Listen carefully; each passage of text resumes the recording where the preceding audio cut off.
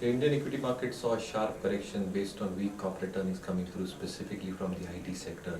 A lot of the IT majors disappointed to the likes of TCS, Infosys, HCL Tech, Wipro. So to say the least, probably I think the corporate earnings have not started on a very strong footing. Barring a few exceptions, the private banking space probably has held up, and it was always expected to remain a very robust set of numbers along with telecom and BFCs and a few of the consumer names. But apart from this, probably I think the earnings are expected to be weak for this quarter, and if that probably sustains, you might have some amount of earnings downgrades. Along with that, probably I think the reform processes and key bills not getting passed in the parliament is creating a big issue. I think the contentious and ambiguous issue related to the VAT notices sent to FIIs.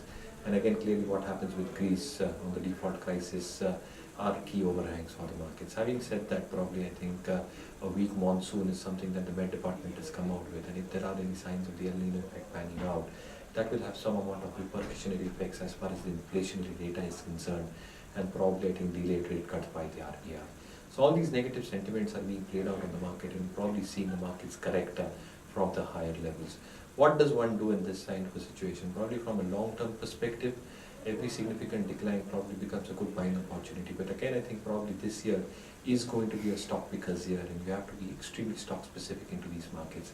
When I'm talking about stocks, I think few stocks from the banking space, Axis Bank, ICICI, Yes Bank, look attractive to us. LIC Housing has posted a decent set of numbers. Maruti Suzuki surprised us with the margin beat, and clearly going forward we're expecting good earnings to come through.